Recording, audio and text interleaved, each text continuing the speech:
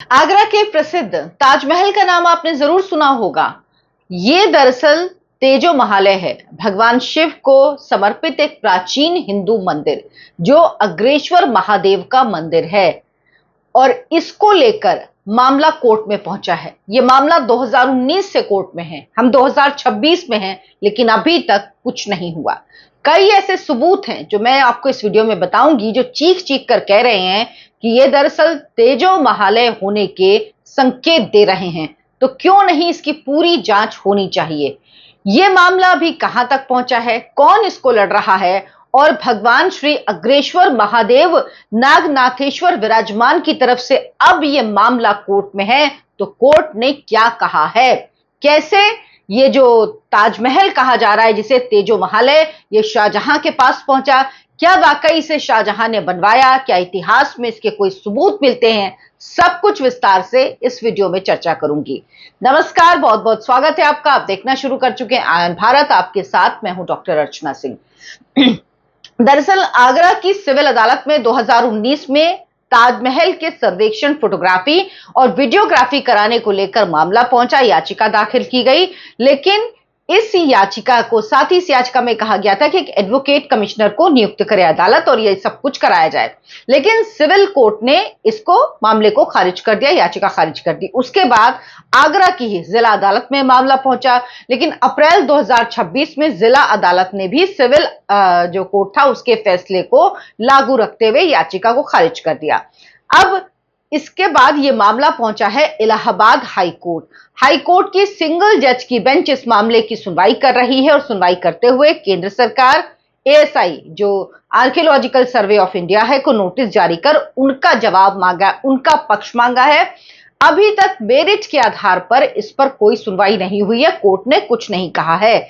लेकिन भगवान श्री अग्रेश्वर महादेव नागनाथेश्वर विराजमान की ओर से उनके नेक्स्ट फ्रेंड यानी अगले प्रतिनिधि अधिवक्ता हरिशंकर जैन तथा अन्य श्रद्धालुओं द्वारा यह याचिका दायर की गई है। हरिशंकर जैन और विष्णु शंकर जैन तमाम ऐसे मामलों की लड़ाई लड़ रहे हैं, हिंदू मंदिरों की लड़ाई लड़ रहे हैं जिस पर कब्जा कर लिया गया है, जिस पर आतताइयों ने कब्जा किया। जब इस देश में आए, जब आक्रांता आए मुस्लिम, उन्होंने इस देश में कब्जा किया और अब उनको उनसे छुड़ाने का काम, जबकि देश को आजादी हुए इतने साल हो गए हैं, लेकिन उनको उनके कब्जे से बाहर निकालने में जो काम विष्णु शंकर जैन और हरिशंकर जैन कर रहे हैं वो वाकई काबिले तारीफ है, उनको वाकई सल्यूट किया जाना चाहिए। अब जो दोनों अदालतों के आदेश को जो रद्द किया गया और ट्रायल कोर्ट को एडवोकेट कमिश्नर की नियुक्ति संबंध आवेदन पर उसके मेरिट्स के आधार पर पुनः निर्णय लेने के निर्देश दिए जाएं, ये याचिकाकर्ता ने कहा है। साथ ही एएसआई को निर्देश दिए जाएं, हाई कोर्ट दे कि याचिकाकर्ताओं की उपस्थिति में जो ताजमहल है और उसके भीतर और बाहर की फोटोग्राफी कराई जाए और सर्वेक्षण कराया जाए। अदालत से घोषणा यानी डिक्लेरेशन और इंजंक्शन की डिग्री जारी करने की मांग की गई है, ताकि यह घोषित किया जा सके कि ताजमहल जो है वास्तविक में हिंदू मंदिर है। साथ ही विश्व प्रसिद्ध स्मारक ताजमहल वास्तव में तेजो महालय नाम का प्राचीन मंदिर है जो भगवान शिव को समर्पित है। तेजो महालय जो है ये एक प्राचीन मंदिर है जिसमें भगवान अग्रेश्वर महादेव नागनाथेश्वर विराजमान है। इसका निर्माण 1155-1156 ईस्वी में राजा परमार्दी देव ने कराया था। बाद में यह स्मारक राजा मानसिंह के नियंत्रण में आया और 17वीं शताब्दी में इसका उत्तराधिकार जो है वो जयपुर के राजा जयसिंह को मिला। मुगल शासक जो था, मुगल शासक शाहजहां, उसने इस पर कब्जा कर लिया, राजा जयसिंह से अपने कब्जे में ले लिया तेजो महालय को, और उसके बाद अपनी पत्नी के नाम पर इसमें अपनी पत्नी का मकबरा यहां पर बनवाया और उस दौरान इसमें कुछ चेंजेस भी करवाए। जो इस्लामी शैली स्थापत्य नजर आता है वो उस दौरान कराए जब अपनी पत्नी का मकबरा यहां पर बनवाया। लेकिन जो इसका गुंबद है, गुंबद नहीं बदल सकते, तो जो इसका गुंबद है उसके ऊपर कलश है, कलश है और साथ में कमल की पंखुड़ियां हैं, जो हिंदू मंदिरों की वास्तुकला का हिस्सा है। हिंदू मंदिरों में कलश और कमल की पंखुड़ियों की वास्तुकला खासतौर पर गुंबद में होती है। ये बताती है कि ये मूल रूप से हिंदू उपासना स्थल है, ये मकबरा नहीं है। इसमें कब्जा करके इसे मकबरा बनाया गया है।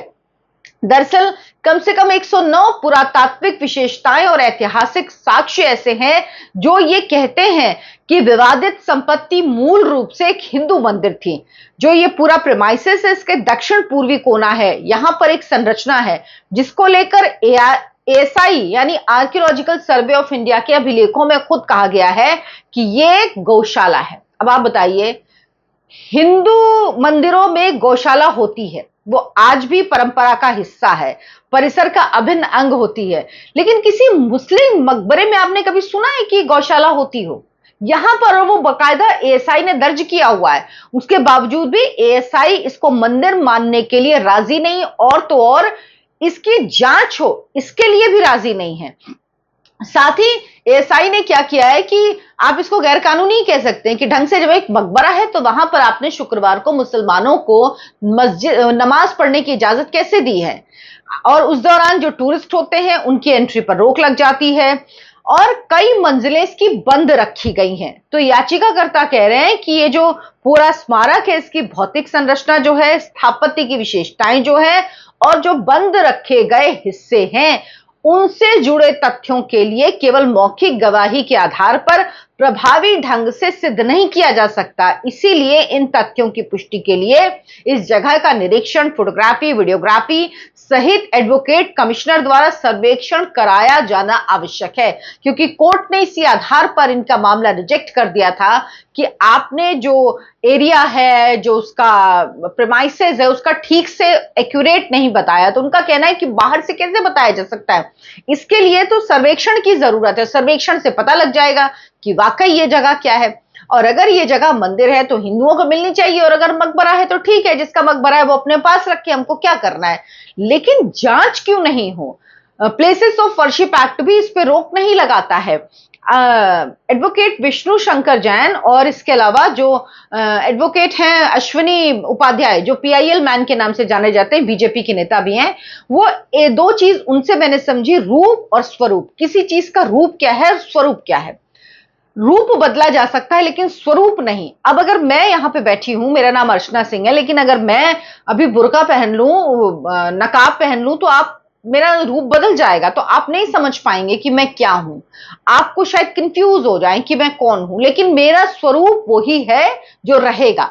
तो यही तय करना होता है, और इसी के लिए एडवोकेट कमिश्नर की जरूरत होती है, इसी के लिए सर्वेक्षण की जरूरत होती, वीडियो फोटोग्राफी की जरूरत होती है, फोटोग्राफी की जरूरत होती, जैसे गौरी शंकर मंदिर मामले में काशी विश्वनाथ में हुआ, जिसमें यह साफ हुआ कि वहां पर हिंदू स्ट्रक्चर्स पाए गए हैं, देवी देवताओं की मूर्तियां हैं, और किस तरह से कब्जा कर कर वहां पर मस्जिद बनाई गई थी। लेकिन जब ऐसा कोई मामला जाता है तो ये लोग एक चीज रोने लगते हैं कि भाई कैसे, प्लेसेस ऑफ वर्शिप एक्ट इसकी इजाजत नहीं देता। लेकिन कोर्ट खुद कह चुका है कि प्लेसेस ऑफ वर्शिप एक्ट आपको किसी स्ट्रक्चर का स्वरूप निर्धारण करने से नहीं रोकता है।